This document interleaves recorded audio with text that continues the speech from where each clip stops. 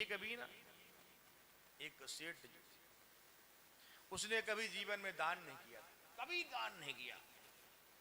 उसकी पत्नी बोली आज जाकर के ना दान कराओ। इतना कंजूस आदमी, नाम था दानचंद, नाम था दानचंद, जिसने कभी जीवन में एक धेला दान नहीं किया। महाराज पत्नी के बार बार कहने पर वो यहां से गंगा नहाने गया, गंगा घाट पे। तो गंगा घाट जानते हैं, गंगा घाट जब जाएंगे तो आप पंडा मिलते हैं, पंडा है, चंदन लगाएंगे, कुछ दो दक्षिणा दो, नहीं मांगते, मांगे। सो महाराज वो भी गए। बोले पत्नी बार बार कहती है चलो आज चलता हूं, गंगा स्नान करके आता हूं, और चल दिया। और मन में सोचने लगा पंडा मिलेगा और दान करना पड़ेगा, दान तो मैं दूंगा नहीं। सो गया, कहा मन में विचार करते करते गंगा घाट की तरफ देखा, और जब उधर आगे थोड़ा सा ध्यान रखा तो मुर्दा घाट दिखाई दिया। जहां मुर्दा घाट, मुर्दा जलते हैं, जब कोई यहां से टपका तो वहां पहुंचा। तो कभी कभी मुर्दा घाट भरता है, जैसे काशी में देखो 24 घंटे मुर्दा जलते हैं। सो दानचंद्र वहां पहुंचे, और दानचंद्र पहुंचने के बाद अपने वस्त्र उतारे, और वस्त्र उतारने के बाद गंगा में डुबकी लगाने के लिए जैसे गए, और भगवान इधर प्रकट हो गए। बोले आज इसकी परीक्षा ले लेते हैं।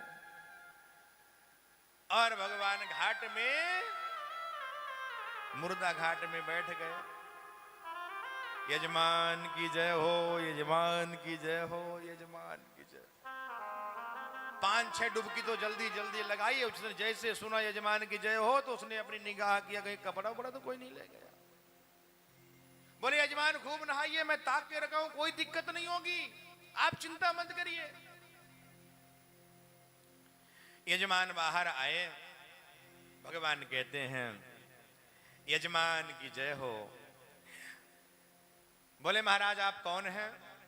बोले महाराज मैं कौन हूं, इस छोटे से घाट का पंडा हूं, और हमारे घाट का नियम है कोई कोई आता है 1 वर्ष के लिए खाने की व्यवस्था कर देते हैं। अच्छा लेकिन मैं तो ऐसा हूं नहीं। पर कोई बात नहीं, आप नहीं देंगे पर 1 दिन का कोई ना कोई व्यवस्था तो कर ही देता है। बोले नहीं नहीं, वो भी हमसे नहीं हो पाएगा। बोले हैं? बोले हमारे घाट का नियम है, वो देना पड़ता है। तो बोले मैं तो कुछ लेके नहीं आया, अपनी जेब दिखा दिया, ये ले। तो पंडा भी चालाक होते हैं, क्या कहते हैं, करो संकल्प कर लो, और जो संकल्प कर लिया वो देना पड़ेगा। और जानते हो संकल्प यहां करोगे, पंडा महाराज आपके घर पहुंच जाएंगे कुछ दिन बाद। हाँ भैया यजमान संकल्प किया है, दो जल्दी से। सो महाराज दानचंद्र जो है संकल्प करते हैं कि एक धेला पहले कौड़ी छदांग धेला चलता था ना पहले के जमाने के। अब महाराज दानचंद्र तो दान देकर के पहुंच गए अपने घर। अरे बोले एक धेला लेने कहां आएगा, लेकिन भगवान भी तो वाह। जैसे ही दानचंद्र अपने घर पहुंचे, भोजन किए, भोजन करने के बाद अपने विश्राम के लिए पैदल गए थे, थक गए थे, विश्राम करने के लिए गए। भगवान द्वार पे कहते हैं यजमान की जय हो, यजमान की जय हो, यजमान की जय हो। यजमान पत्नी बाहर से निकली, महाराज कहिए आदेश करिए। नहीं नहीं कुछ नहीं देवी, आपके पति दानचंद जी हैं? बोले हाँ। बोले उनको बोलिए जो ब्राह्मण को कुछ देने के लिए बोल आए हैं ना, वो पंडा आए हैं। पत्नी जाकर के पति से बोली है जी आप किसी को कुछ देने के लिए बोल आए हो? बोले हाँ। बोले आ गया कि मैंने कहा बीमार है, वो तो बोले मैं जाऊंगा ही नहीं, बीमार है अब जजमान तो मैं नहीं जाऊंगा। पति बोला नहीं गया? बोले नहीं। बोले राशन मांग रहे हैं भोजन करने के लिए। बोले बिल्कुल मत देना, जा एक काम कर, बोलवाए तो मर गए। पत्नी गई भगवान के पास और कहती है वो तो नहीं रहे। है? क्या हुआ? नहीं नहीं वो नहीं रहे। बोले मर गए? बोले हाँ मर गए। अरे बोले राम राम राम राम राम राम राम। यजमान संकल्प करके गया और मर गया। ब्राह्मण का संकल्प। देवी तुम चिंता मत करो, मैं पूरे गांव वाले को बोल देता हूं। पत्नी बोले नहीं नहीं नहीं नहीं, बोलना नहीं है, बोलना नहीं है। अरे नहीं नहीं, तुम अकेले कहां जाओगी? अमित रूप प्रगटे तिहि काला। उसमें भगवान ने अनेक रूप अवतार धारण किए और हर घर में जाकर के बोल दिए दानचंद मर गए, दानचंद मर गए, दानचंद मर गए, दानचंद मर गए। पूरे गांव वाले आए। अब दानचंद भी इतना बड़ा वो, उसने सांस बांधे पड़ा है, सांस बांध लिया, मर गया हो।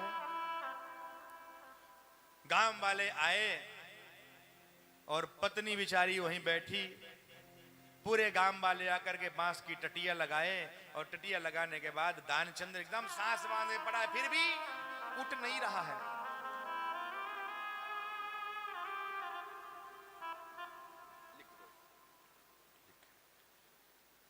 महाराज दानचंद्र सांस बांधे पड़ा है, एक धेला दे नहीं सकता। अब क्या हुआ? महाराज सूर्य गांव को भगवान ने जाकर के बोल दिया। सारे गांव के लोग पहुंच गए, दानचंद मर गए। कुछ लोग रोते रोते आए, दानचंद मर गए। और पत्नी बिचारी रोए क्या? वो कहे नहीं मरे हैं।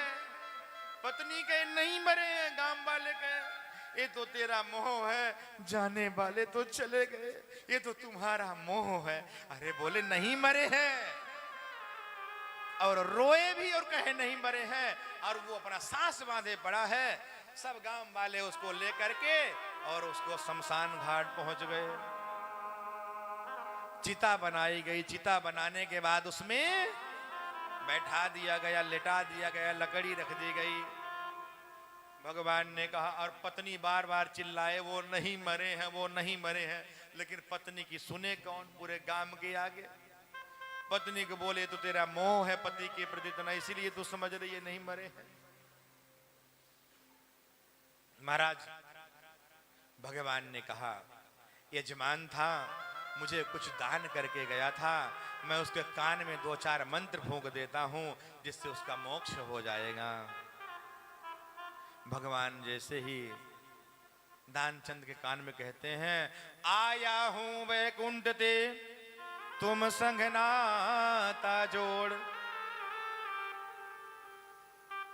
दानचंद देखो मैं भगवान हूं, आंख खोलो।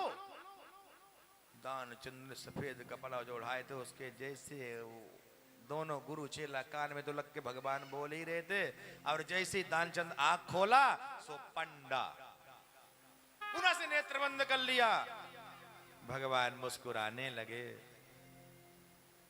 कहते हैं मैं तुमसे नेह लगाने आया हूं, आया हूं बैकुंठ दे तुम संग नाता जोड़। तो दानचंद कहते हैं प्रभु एक से मानूंगा, तू धेला दे वो छोड़। जो अगर तू धेला छोड़ देगा तो मैं उठ जाऊंगा, नहीं तो मर जाऊंगा, लेकिन धौन देके नहीं जाऊंगा तुझे। भगवान ने कहा जा भैया आज मैं धेला छोड़ दिया ले। और इसके बाद खड़खड़ा के खड़ा हो गया।